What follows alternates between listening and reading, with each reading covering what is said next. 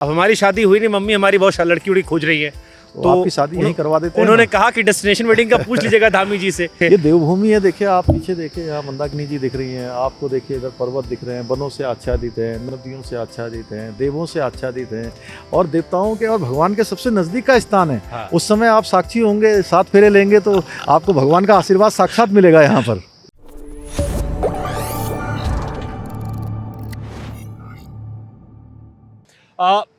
जैसे वैष्णो देवी में दर्शन, मैं धार्मिक व्यक्ति हूँ, मैं अलग अलग मंदिरों में जाता रहता हूँ, तो वैष्णो देवी जाता हूँ तो वहाँ श्राइन बोर्ड मिल जाता है मुझे, थोड़ी व्यवस्थाएं एक तरीके से आती है, घोड़ा वोड़ा करना हुआ तो ऑनलाइन टिकट कटवा लिया, एक प्रक्रिया है।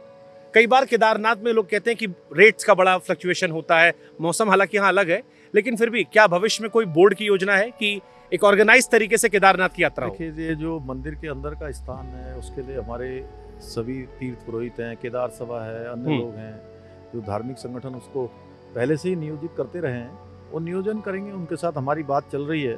बद्री केदार मंदिर समिति भी हमारी है, उसका प्रावधान पहले से बना हुआ है, लेकिन जो रास्ता है वो रास्ते में कहीं पर लोगों को परेशानी ना हो। और 4 धाम यात्रा, ये यात्रा पूरे इस क्षेत्र के लोगों के लिए, चाहे वो केदारनाथ आने वाले हों, बद्रीनाथ धाम जाने वाले हों, यमुनोत्री गंगोत्री धाम जाने वाले हों, सभी यात्रियों के साथ, तीर्थ श्रद्धालुओं के साथ जो यहाँ के लोग हैं उनके लिए भी लाइफलाइन है।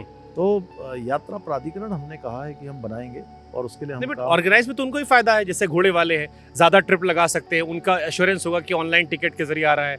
नहीं, देखिए उसके साथ साथ जो रेट्स इत्यादि हैं, अन्य चीज़ें हैं, आने वाले श्रद्धालुओं की जो सुविधाएं हैं उनको परेशानी ना हो, वो भी हमको ध्यान रखना है। और कई बार अत्यधिक संख्या आ जाती है तो उसके कारण से धामों की भी अपनी एक कैपेसिटी है, बियरिंग कैपेसिटी है। तो अगर प्राधिकरण हमारा बना रहेगा तो उससे आसानी होगी और लोग आसानी से धामों पर जाएंगे, आसानी से दर्शन कर पाएंगे। और जो हमारे यहाँ के व्यवसायी भी हैं जो उस 4 धाम यात्रा से उनका व्यवसाय चलता है, चाहे वो घोड़े वाले हैं, कंडी वाले हैं, खच्चर वाले हैं, ढाबे वाले हैं, होटल वाले हैं या अन्य जो भी यात्रा से जुड़े हुए लोग हैं, उन सबका भी हमको ध्यान रखना है कि उनका भी व्यापार चलता रहे। मोदी जी ने डेस्टिनेशन वेडिंग का एक जिक्र किया था बीच में।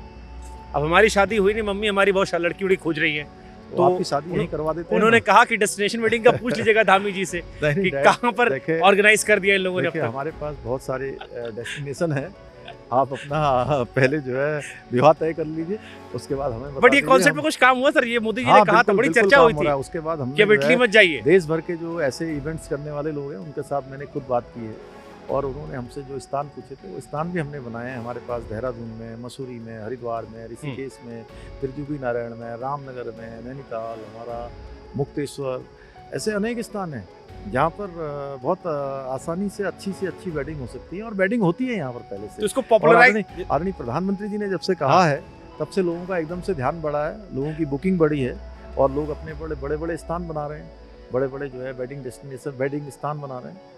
तो हमारी सरकार भी तो क्या स्पेशल, वही हम जानना चाह रहे, जैसे इटली लोग जा रहे थे, सारे एक्टर्स इटली आते थे या फॉरेन में कर रहे थे। ये देवभूमि है, देखिए आप पीछे देखिए, यहाँ मंदाकिनी जी दिख रही हैं आपको, देखिए इधर पर्वत दिख रहे हैं, वनों से आच्छादित हैं, नदियों से आच्छादित हैं, देवों से आच्छादित हैं और देवताओं के और भगवान के सबसे नजदीक का स्थान है। हाँ। उस समय आप साक्षी होंगे, 7 फेरे लेंगे तो आपको भगवान का आशीर्वाद साक्षात मिलेगा यहाँ पर। जबरदस्त। आप देवभूमि आपने बार बार जिक्र किया, क्योंकि समय के मतलब छोटे सवाल पूछ लेता हूँ। एक दिल्ली में जब हम बैठते हैं तो अब उत्तराखंड जो है एक टूरिस्ट स्पॉट हो गया है। जैसे हम छोटे जब थे तब आते थे भक्ति भावना से कि चलो आओ पूजा पाठ करके आते हैं। अब देखते हैं कि हरिद्वार और ऋषिकेश के बीच में खचाखच लाइनें भरी रहती हैं और कई सारी खबरें पत्रकार होने के नाते में पता चलती है कि कई रिजॉर्ट हैं जहाँ पर कई तरह के ड्रग्स भी चल रहे हैं, बहुत सारा काम चल रहा है। लोग कह रहे हैं कि मिनी गोवा धीरे धीरे बनते आ रहा है। तो ये एक बहुत ही सीरियस इशू है देवभूमि की पवित्रता को लेकर। देखिए, उसके लिए हमने कुछ यहाँ पर प्रावधान भी किए हैं कि देवभूमि का जो मूल स्वरूप है वो बना रहना चाहिए, वो समाप्त नहीं होना चाहिए। उसको लेकर हमने जहाँ धर्मांतरण का हम सख्त कानून हमने यहाँ बनाया है, इसके साथ साथ हमने यहाँ पर अतिक्रमण जो बड़े पैमाने पर था उसको हटाया है। तीर्थाटन पर्यटन में न बदले, पर्यटन के लिए अपना अलग स्थान है, तीर्थाटन जहाँ होना है, जो हमारे तीर्थ स्थान है, हमारे धार्मिक स्थान है, हमारे धाम है, उनकी पवित्रता बनी रहनी चाहिए, उसके लिए हम संकल्पबद्ध हैं। तो ये आपकी नजर में है जो ये ऋषिकेश को लेकर अक्सर आरोप लगता है कि सारे विदेशी आ गए, तो आपने भी देखा होगा सर? नहीं, विदेशी आते हैं, वो उनका अलग क्षेत्र है, राफ्टिंग के लिए आते हैं, लेकिन विदेशी भी आते हैं तो वो भी हमारे रंग में रंग कर जाते हैं। यहाँ सर योग के क्षेत्र में योग नगरी है ऋषिकेश। नहीं, ये वाला तो अच्छी पार्ट है जो आप ये योग वाला कह रही है, अच्छा पार्ट है। एक और पार्ट अगर लोगों ने कहा कि आपके दिमाग में डाल दिया, आप मुख्यमंत्री हैं, आपको पता रहेगा तो आप शायद जांच करवा लेंगे।